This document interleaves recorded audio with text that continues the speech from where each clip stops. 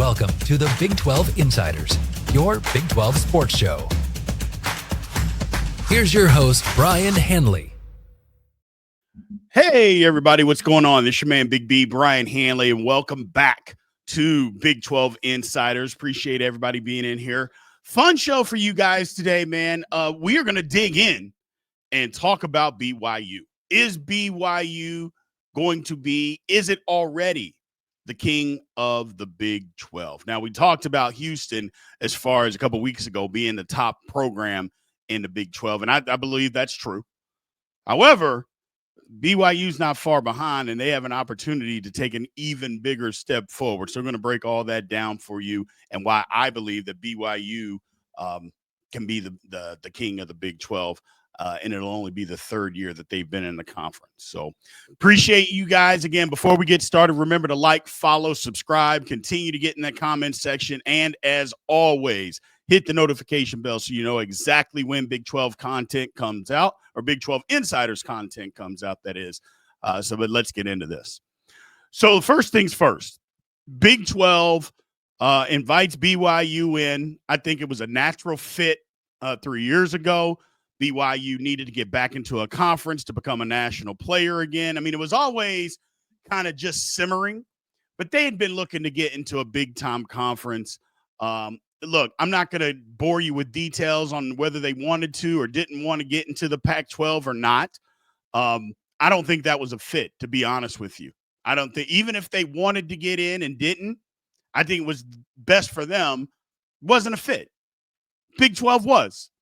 And Big 12 came calling. They lost some members. They said, you know what? BYU can fit right in. Crazy fan base. And when I mean crazy like good. They got support. I mean, traditionally good teams. BYU is a player, somebody that needed to be in a conference. It fits the bill of what the Big 12 was looking for, and vice versa on what BYU was looking for. Has been a magnificent fit. But you dig a little deeper. Let's look at football. Look, first year, they growing pains. They had some injuries. They lacked the physicality that you knew that you had to have in the Big 12, or they didn't know that you had to have that type of physicality. And they paid for it a little bit in that first year. Just took some getting used to. And when they said, you know what, let's take a look at this thing. I mean, heck, there was even talks of them getting a new coach. All of that stuff was going on. And then when I talked to those guys, players and coaches alike at Big 12 Media Days last year, everybody said the same thing. We didn't understand the physicality of the Big 12. We didn't know how physical the conference is. We weren't ready for that. We built our program, everything in the offseason, to be a more physical football team. Now, look, this is not something that I've just said. I've said it all along, and it was true. They weren't a very physical football team the first year, but that happens, But what do good programs do? They adjust. They understand, oh, wow, this is way more physical than what we had anticipated. We need to change everything, whether it's strength and conditioning program, our diets, strategy, bigger and better football players. They did all of that, everything. And next thing you know, BYU, now it may have been a surprise to some. It was definitely a surprise to me. I would say it was a surprise to most BYU fans, if they're being honest with you. They come out the next season and they just start taking people to the woodshed and winning football games you didn't think they were going to win. The first one, not that anybody thought that SMU was going to be great, but people did think SMU was going to be a pretty decent football team. BYU goes there and wins. Okay, down 2 running backs at that. Yeah, I mean, they go there, they win the game, which comes up later, but we'll get to that later. They go and they beat Kansas State. They smack Kansas State around at home, and then you look up, and they're undefeated deep into the season. And what caught up with them was the loss at home to Kansas, because Kansas underachieved tremendously. If Kansas had just been what people thought, or just a halfway decent team, by the end of the year, then I don't think that loss would have hurt them. But because Kansas was bad, and they just underachieved, no doubt about it, that loss ends up hurting them because the loss to Arizona State did not. They lost 2 games in a row. The loss to Arizona State didn't hurt them because Arizona State, by this time in the season, Arizona State was a really, really good football team, or at least we knew they were. It doesn't seem like the national media knew that they were. But that was on the 23rd of November. By that time, like I said, people understood that, number one, Arizona State was good, but they should have understood that BYU was good, and they just did not give them credit all year. Didn't give them credit all year long. And that popped up when it was time for the College Football Playoff Committee to choose the 12 teams. It reared its ugly head. You could even say it got manipulated on BYU because I'm just not going to listen to the nonsense that they didn't deserve to be in above Indiana. They did. And that they didn't deserve to be in over SMU. They did. Now, you can talk to me, Indiana only lost 1 game, but I thought it was strength of schedule. You look at their strength of schedule, it was horrendous. Even in conference, horrendous. They played 1 team with a pulse, and they got beat by 3 touchdowns. I just, 1 team with a pulse within the Big Ten, and they got beat by 3 touchdowns. Now, I don't want to go off on a tangent because that's not really what I'm here to talk about today. But that's part of the context with this. They got hosed. We all know it. Hell, they beat SMU. Oh, but SMU qualified for another game, and that's the reason they lost. Well, who said you had to lose? I'm sorry. I was in college at one point in time. My team was the number 1 team in the country. We qualified for another football game, and we lost. Guess what? We didn't get to play for the national championship. So there's that. So don't tell me because somebody qualified for another game that those games didn't matter. It's absolutely ridiculous. But it is what it is. It is what it is. Kept BYU out. I thought it was a travesty. They go on. They finish 11-2, including a shellacking of Colorado in the Alamo Bowl, which, was that game ever close? Was it ever a close football game? Just ugly. Just a total domination. And they had the opportunity to put a stranglehold on that. Now, it's going to be tough because the Big 12, again, better than what people outside of people that follow the Big 12 think. It is. But they have an opportunity because their schedule is tough. BYU has a tough schedule. And if they can pull off the same type of thing that they did this year that they did in 2024, look out, people. Look out. I'm just telling you right now. They have got an opportunity here to make some things happen. I like what they have coming back. They've gotten better. It's going to be interesting, man. It's going to be interesting. Now, things don't always shake out the way that we think they will. Remember, this is the Big 12 Conference. Anything can happen. But the opportunity, that's all you ask for is the opportunity. Now it's up to BYU to go make that happen. Let's flip it over to basketball. So you start talking about basketball. Look, I don't think there was anybody that didn't think that BYU had a chance to be a decent basketball team this year. I think we all knew. Now, as good as they got, probably not. But, anybody that knows basketball, you thought, okay, they're bringing in Kevin Young, smart, good, great X's and O coach. Yeah, not a good one, but a great X and O coach. Had been interviewed for a couple of NBA jobs. Those guys, here's the thing that people know, and just real quick. When you're an assistant coach in the NBA, your job is the development of players. They don't have all these other, your job is literally you break down film during the season, but you are a developmental guy coming up with X's and O's. There's usually an offense. It's not called necessarily offensive coordinator, the offensive strategist and a defensive strategist. They come to you, the head coach. Okay, what's what? And then obviously the head coach makes the decision. But yeah, Kevin Young, an outstanding X's and O's guy. Again, you don't get interviewed for NBA jobs if you don't know basketball. That's just not what they do in the NBA. Having said all of that, he's a great acquisition for BYU to be able to come, because one of the things I think he's like, look, college basketball these days is a hell of a lot like NBA basketball. Players move around. We don't necessarily have a salary cap, but it's about money. Who's got the most money? Who can do what? Kevin Young probably looked at that and said, you know what? These guys are trying to get to the next level. They know I have a ton of experience at the next level. We can get some of these guys, especially with what we have to offer. We can get some of these guys. They end up going 26-10, get to the Sweet 16, tied for third in the Big 12. Again, surprising that they were a Sweet 16 team. Surprising that they were tied for third in the Big 12. All of that is surprising.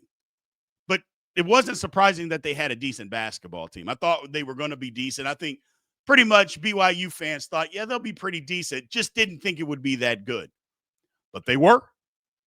Now you talk about, okay, well, what should happen next year in 2025-26, Big B, that tells you that they can have a stranglehold on this conference? Well, have you seen what they have coming in? The number one recruit in the country, the number one point guard transfer in the country, guys coming back from the squad, leading scorer. I mean, BYU's got it going on, people.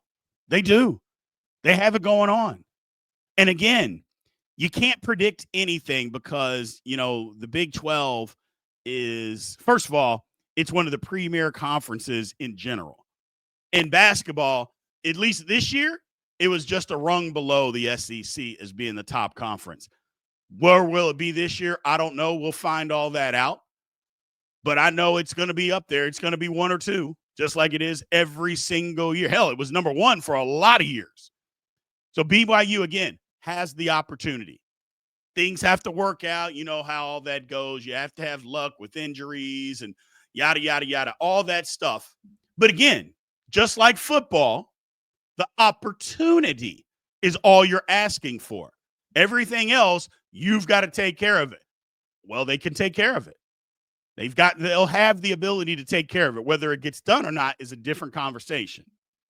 Now, fan base. I mean, or I guess you could say the intangibles, but the fan base is incredible. First of all, there's BYU fans all over, not just the country, but the world. Okay, let's get that straight right now. That's why it was such a big draw for the Big 12. I go, this is a real fan base. A fan base. Look, they're just like everybody. You've got the crazies on one side, as far as the positivity, the crazies on the negativity side, and then you got everybody else in the middle. Their fan base isn't any different than anybody else's because we all have them. There's always extremes in the middle. They just have a lot of them. They have a lot of fans everywhere. But the one thing they are is passionate. They give a damn. You go to a BYU basketball game or football game. They could be down 3 scores in football with 30 seconds left. There's people still at the game. A lot of people. Same thing in basketball. Down 10 with 12 seconds to go. The arena's still packed. They're passionate fans, man. They care. They care. They want a winner. And they believe that them and giving their passion, which is what a fan is supposed to be, by the way, they believe that the passion, the energy, the enthusiasm is going to help their team win. Isn't that what a fan is supposed to be? That's what they have going on with BYU right now. And then obviously the elephant in the room is NIL. They got it. They have one of the best as far as college basketball is concerned. Again, I was looking up numbers. The numbers in football with NIL are always sketchy. You know what I mean? It's like you see a number here, you see this, and you see that. I saw about 12 different things, and I said, you know what? I don't even want to talk numbers as far as football because as soon as I say a number, somebody's going to come out and say, Big B, you have no idea what you're talking about, which quite frankly is the truth because I couldn't decipher which number was right. Basketball, they're top 3 in the country as far as NIL, if not tops in the country. Okay? Flat out. And they are putting their money right where their mouth is. They want a winner. I say this all the time. You guys probably get tired of hearing it. I understand that we don't like NIL. We don't like the transfer portal. We don't like how things are going in college basketball. But those are the rules. And until they tighten those rules up and make the proper changes, which, again, I don't know why you can't do that. It's pretty simple to do, but different conversation for a different day. BYU's just playing by the rules that are on hand. Good for them. And good for them that they have the money to do it. Good for them. I know other people at other schools say it's a disadvantage. You know what, man? It's not like this is the first time that a college athlete has been paid.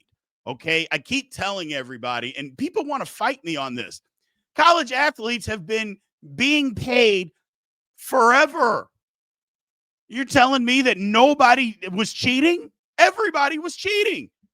Yes, your school too. Everybody cheated. Whether it was a $5 meal to go to Dairy Queen for ice cream or a car, all of it's cheating. It's just a matter of what level. So, yes, everybody was doing it. And everybody knew everybody was doing it. Now it's just legal. You can legalize it. Okay, great. And BYU's taking advantage. Good for them. Good for them. And like I said, they have the passionate fans. They're given to the program. I know they have a big booster that gives a lot of the money, but you don't think the guy that's making $60,000 a year isn't forking over $20, $30 here? Of course they are. Why? Because we're crazy. We're fanatics, man. That's what we do. It's okay. I got $60. What am I going to do? Do I go to a BYU basketball game? Do I buy, $10 worth of gas? Or those are the kind of decisions that us crazy fans make. It's like, okay, I have $60 here. Should I go to the game? Should I watch it at home? What should I do? Oh, you know what? 20 of that I'm just going to send to the athletic department. So I'll figure out the rest with the 40 because I want to see my team win. Fanatics. I love it. And it's not just BYU. Everybody has that. But BYU fans are just passionate, man. They're just passionate. They're all over the place. But that helps because, like I mentioned earlier, they believe their support, enthusiasm, energy will help their team win, which is exactly what you want. And I'm not saying that nobody else has that kind of passion, so don't go off the deep end. But you mix all of that together with what BYU has going on, they got an opportunity to put a stranglehold and be the monster of the Big 12. We were looking for somebody to take the lead in this conference. One school to take the lead. I think BYU can be it. I really believe that. Now, here's the thing. I say all of this. BYU goes out, has a 5-7 season in football next year, misses the NCAA tournament in basketball, and the eggs on my face will just be rolling down, because that's the way this thing works. I just don't believe that's going to happen. I don't believe it. I think they're too good. They got too good of leadership because you also have to have that. You got to have the vision and the leadership. And the athletic director to make the hire of Kevin Young to stick with his football coach when a lot of BYU fans wanted to see him gone, the wherewithal to do those things. I'm just saying, man, it takes a village. It takes a village. And BYU's on that track. Will it happen? I don't know, but I'm excited. BYU fans, you should be excited. This isn't me kissing BYU's butt or anything like that. It's just me telling the truth. These are the things that are out there. Now, you can make your case for other teams. You can make your case for other schools. But what school in the Big 12 have you seen the success in football and basketball? Again, this is not disrespecting any other sport. But when it comes to being a leader of a conference, we all know this. Let's just talk facts. It's football and men's basketball. That's just the pecking order, and that's what matters. That's what drives the revenue. That's what matters. Football, men's basketball. And that's it. Okay? You can talk about the other sports if you want, and that's great, but we're just being factual here. And there's no other team in the Big 12 right now that can lay claim to being as dominant in both. You could say, well, what about Iowa State? What about Iowa State? I mean, the last two tournaments, they've come up pretty short in the NCAA tournament. Underachieved. Let's say that. In the last two. That's not a team that's taken a step forward and dominating the conference when you're underachieving. That's not what it is. Football. Okay. Big 12 title game based on a tiebreaker, but they made it. They got just stomped in the title game. Come on. What are we talking about? So they're close or can be close. Texas Tech, you might say. Tech's got to start doing it on the football field. Tech's got to start, again, a lot of people especially 2 years ago, people thought Tech was going to be in the Big 12 championship game, and they fell flat on their face right out of the gate. Tech's got to start putting this thing together. I respect Texas Tech a lot, but they at some point win me 10 games in the regular season. Go to the Big 12 championship game. Do something. Because in basketball, I believe they've got it licked. They changed coaches, didn't matter. They just kept right on trucking. Love to see them get over the hump. And I hated how they gave that game away in the Elite Eight this year. But it is what it is. But the bottom line is that they got to get it done on the football field for me to be able to put them in that conversation. There's nobody else in this conversation. Nobody. BYU's got an opportunity to put a stranglehold. Doesn't mean they're going to do it, but like I mentioned before, they have the opportunity, and that's all that you're asking for. So appreciate you guys, man, for taking the time to check us out and sticking with us during the off season. We'll be back tomorrow with more Big 12 Insiders. Talk to you soon. Thank you for watching the Big 12 Insiders, your Big 12 sports show. This has been a Spirit Street production.